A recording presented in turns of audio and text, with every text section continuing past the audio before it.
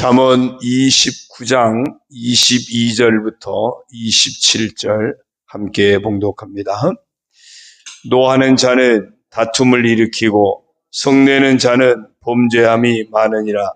사람이 교만하면 낮아지게 되겠고 마음이 겸손하면 영예를 얻으리라. 도둑과 짝하는 자는 자기의 영혼을 미워하는 자라. 그는 저주를 들어도 진술하지 아니하느니라. 사람을 두려워하면 올무에 걸리게 되거니와 여호와를 의지하는 자는 안전하리라. 주권자에게 은혜를 구하는 자가 많으나 사람의 일의 작정은 여호와께로 말미암느니라. 불의한 자는 의인에게 미움을 받고 바르게 행하는 자는 악인에게 미움을 받느니라. 아멘. 할렐루야. 오늘도 주님과 함께 하시는 복된 하루가 되시길 주님의 이름으로 축원합니다. 오늘 정체성 선포 성경 읽기는 열왕기상 22장 한 장입니다. 22장 19절을 보니까 미가야가 이르되 그런즉 왕은 여호와의 말씀을 들으소서. 내가 보니 여호와께서 그의 보좌에 앉으셨고 하늘의 만군이 그의 좌우편에 모시고 서 있는데, 미가야가 선지자입니다. 당시에. 그때 유다의 왕은 여호사밧이고 이스라엘의 왕은, 북이스라엘의 왕은 아합입니다. 이 암몬과 전쟁이 벌어졌는데 이 아합이 여호사밧 왕에게 도움을 청했고 유다의 여호사밧 왕이 함께 전쟁에 출정을 하게 됩니다. 출정을 하게 되면은 꼭 선지자에게 해야 될까 말아야 될까 묻는데, 이 북이스라엘 아합 왕에게 있는 선지자들은 다 걱정하지 말라고 이번에 이긴다고 이야기를 해요. 그때 남왕국 유다의 여호사밧 왕이 혹시 다른 선지자가 없느냐 그랬더니 미가야라는 사람이 있는데 이 사람은 맨날 내가 하는 일을 반대로 이야기한다. 그러니 들어볼 필요도 없다. 그러니까 여호사밧 왕이 아니다. 그래도 들어보자. 그때 이 미가야 선지자가 와가지고 왕은 하나님의 말씀을 들으십시오. 그러면서 이 전쟁에 나가면 반드시 패하니까 나가지 마라. 그랬더니 아합 왕이 봐라, 그러지 않았느냐. 저 사람이 좋은 얘기하는 거 한 번도 본 적이 없다. 그래서 미가야를 잡아다가 가둡니다. 이제 전쟁에서 이기고 돌아올 때까지 너 한번 아무것도 안 먹일 테고 할 테니까 한번 당해봐라. 이 미가야 선지자는 틀림없이 하나님의 말씀을 전하면 자기는 잡혀갈 것이고 어쩌면 목숨을 잃을 위기도 맞은 겁니다. 그런데 미가야는 하나님의 말씀을 전하는 그 사명을 놓칠 수가 없었어요. 그야말로 미가야는 목숨 걸고 그래도 하나님의 말씀을 선포했습니다. 왜? 하나님의 사람이기 때문에. 그러니까 어떤 상황에서도 믿음을 놓치면 안 되고 어떤 상황에서도 하나님의 말씀을 전하는 삶을 놓치면 안 되는 이유도 같은 겁니다. 그래서 이렇게 한번 선포하겠습니다. 따라합니다. 나는 하나님의 말씀을 어떤 상황에서도 담대하게 선포하는 사람이다. 그렇게 되기를 주의 이름으로 축원합니다. 잠언 29장 22절 말씀 봅니다. 노하는 자는 다툼을 일으키고 성내는 자는 범죄함이 많으니라. 이 노하는 자는 그냥 화를 내는 게 아니라 늘 자신을 반성할 줄 모르는 사람이에요. 자기가 잘못해놓고도 오히려 성질내고 오히려 더 분노하고 그런 경우예요. 자기가 잘못해놓고서도 다 남 탓으로 이렇게 돌리고 이러면서 화를 내고 성질내는, 그게 이제 노하는 자의 의미예요. 그러니 그런 사람이 다른 사람하고 좋은 관계를 맺겠습니까? 주변 사람하고 늘 싸우겠죠. 그냥 입만 열면 다툼이 일어나는 겁니다. 그냥 무슨 일만 있으면 너 때문이라고 그러고 왜 내 성질 돋구냐 그러고 짜증내고 화내고 막 욕하고 그리고 막 미워하고 이러면은 누가 좋아하겠습니까? 다툼을 일으킬 수밖에 없어요. 이 성내는 자도 비슷합니다. 아주 성질이 급해가지고요. 늘 말에나 행동이나 실수가 많은 겁니다. 그러면서 다른 사람들에게 막 상처를 주고, 그러니 얼마나 많은 죄를 짓겠습니까? 22절 말씀은 그런 겁니다. 그래서 자신을 돌아볼 줄도 모르고 성질이 급해서 말이나 행동이나 함부로 하고, 이런 사람은 다툼도 일으키고 실수도 많이 하고 죄도 많이 짓게 되고 그렇다는 겁니다. 그러니 반대로 해야겠죠. 늘 나를 돌아보면서 회개할 줄 알아야 되고, 한 번 더 참고 한 번 더 생각하고 내 말이나 행동을 먼저 돌아볼 줄 아는 사람, 그런 사람이 하나님 앞에 참된 믿음의 사람이다 하는 것을 우리가 기억해야 하겠습니다. 23절입니다. 사람이 교만하면 낮아지게 되겠고 마음이 겸손하면 영예를 얻으리라. 교만하면 낮아지고, 교만은 뭐죠? 스스로 높아지려고 하는 거잖아요. 근데 낮아진대요. 겸손한 것은 스스로 낮아지려고 하는 거예요. 그런데 그런 사람은 영예를 얻게 된다. 더 높아지게 된답니다. 우리가 신앙생활은요, 그리스도인의 삶은 언제나 반대예요. 누구든지 섬김을 받고 싶으면 먼저 섬기는 자가 되라는 거죠. 정말 높아지고 싶은 사람은 자기 스스로 낮아지는 자가 되라는 겁니다. 이걸 우리가 잊어버리면 안 돼요. 근데 스스로 높아지고 싶죠. 스스로 인정받고 싶고요. 그러다 보니까 모두가 다 높아지려고 하니까 자리는 하나밖에 없는데 서로 높아지려고 하면 그러면 싸움이 일어날 수밖에 없죠. 그러나 서로 낮아져서 상대방을 높여주고 섬기려고 하면 그러면은 다툼이 일어날 수가 없죠. 서로 화해하게 되고 늘 평안을 누리게 되는 겁니다. 그래서 이 교만에 대해서는 성경에서 뭐라고 이야기합니까? 패망의 선봉이라 그랬어요. 잠언 15장 33절에 보면은 교만은 패망의 선봉이다. 또 겸손은 종기의 길잡이다 그랬고요. 16장 18절에서도 교만은 멸망의 선봉이라 그랬고, 아예 두 개를 딱 합쳐놓은 게 있어요. 잠언 18장 12절에 보면 교만은 멸망의 선봉이요, 겸손은 종기의 앞잡이다 라고 말씀했어요. 오늘 예수님의 모습이 스스로 높아지려고 하신 게 아니잖아요. 예수님은 가장 높은 분인데 당신은 가장 낮은 자리까지 낮아지셔서 섬겨주셨더니, 그랬더니 하나님이 다시 살리시고 하나님 나라 영광의 자리 높여주신 겁니다. 우리가 겸손을 늘 잃어버리지 않을 때 하나님이 기뻐하시고 높여주시는, 가정이나 특별히 교회 공동체 속에서 서로 낮아지려고 하는, 다른 사람을 높이려고 하는 이런 모습을 잃지 않을 때 그곳이 평화로운 곳이 될 것이고 하나님 앞에 쓰임받는 복된 자가 될 줄로 믿습니다. 24절입니다. 도둑과 짝하는 자는 자기 영혼을 미워하는 자라. 그는 저주를 들어도 진술하지 아니하느니라. 도둑과 짝한다. 무슨 얘기예요? 도둑질하는 사람을 내가 도와주는 거랑 똑같아요. 도둑질을 동조하는 겁니다. 그러니까 누군가가 도둑질을 하는데 그러면 그걸 막든지 그래야 되잖아요. 거기 내가 함께 하면 안 되잖아요.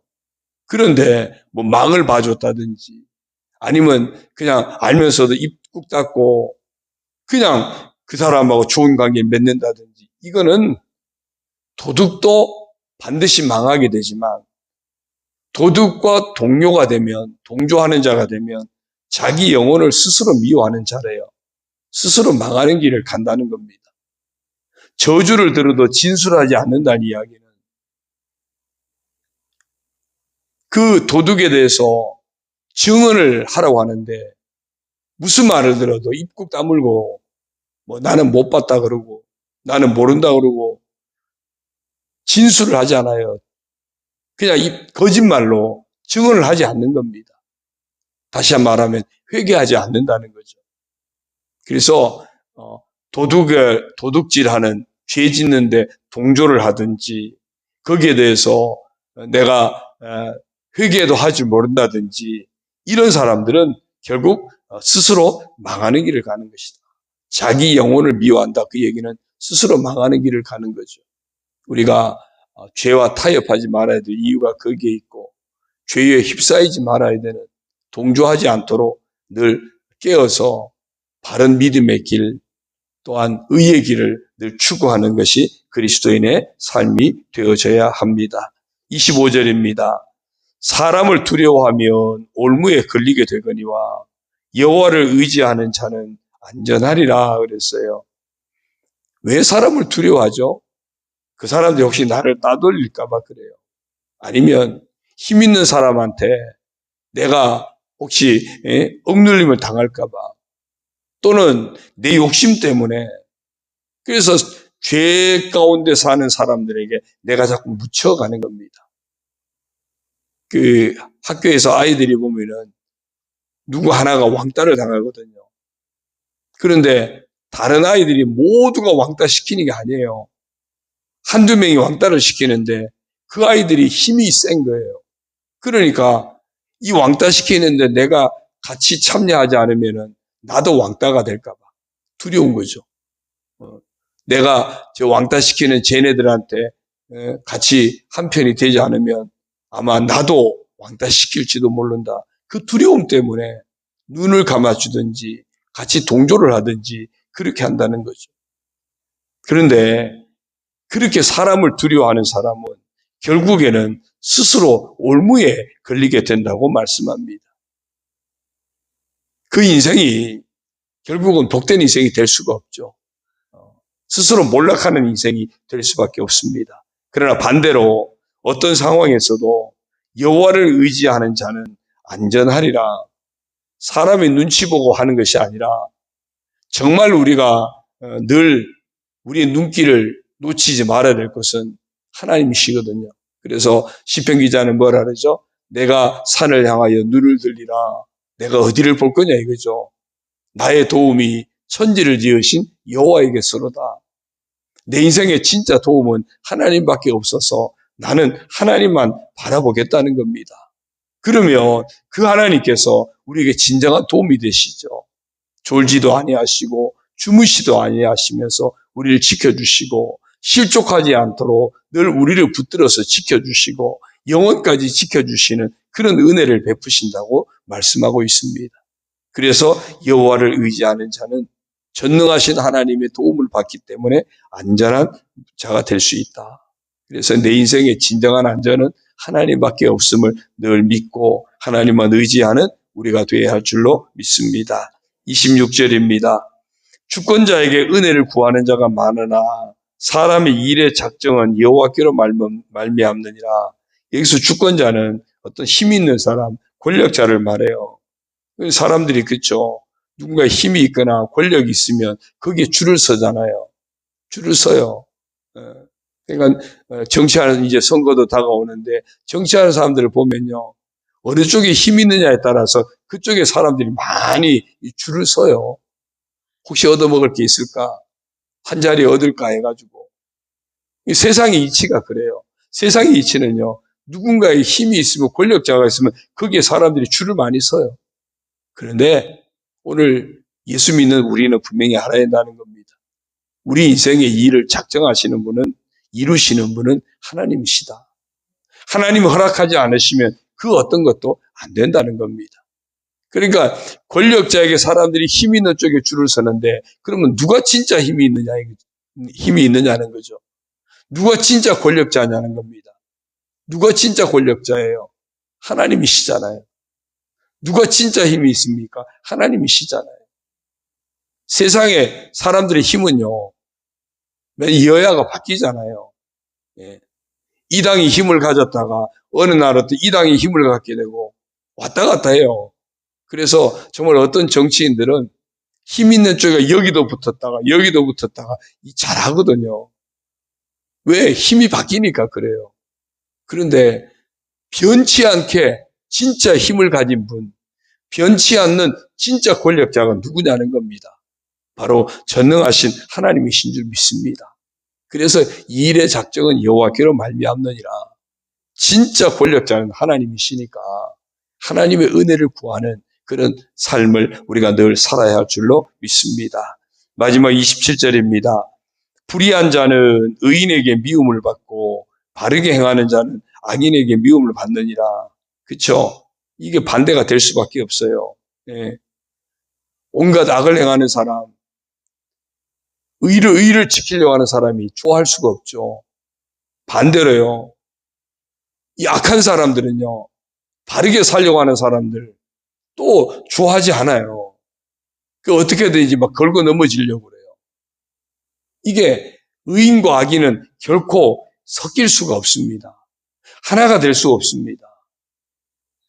그래서 우리는 반드시 이 세상 속에, 악한 세상 속에 살고 있지만 의로우신 하나님을 닮아서 의인의 길을 추구해야 돼요.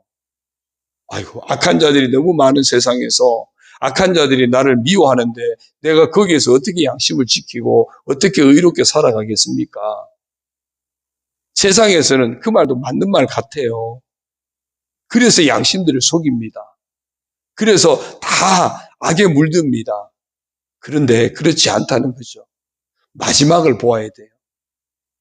마지막을 보면은 결론이 분명해집니다.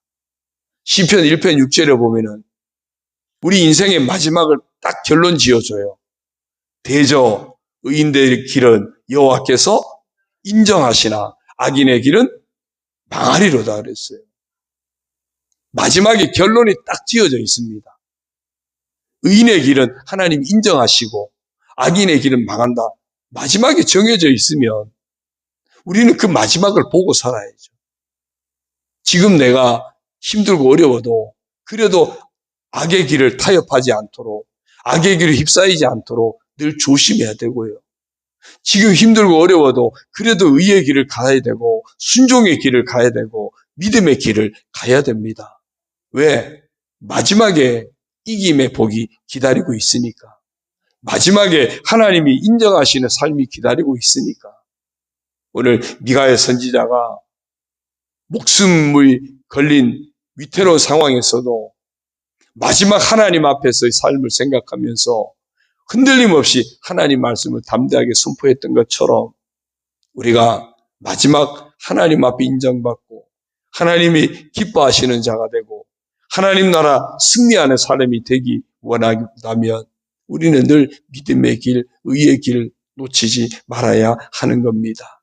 오늘 이 말씀, 잠언 말씀을 우리가 통해서 우리가 늘 더 겸손해지고 또 회개할 줄도 알고 온유한 성품도 갖고 죄와 타협하지 아니하고 우리가 진짜 도움이 되시는 하나님을 의지하고 진짜 권력자인 하나님 앞에 우리 인생을 더 맡기고 하나님 은혜를 구하면서 나아가는 그런 우리 모두가 되기를 주님의 이름으로 축원합니다.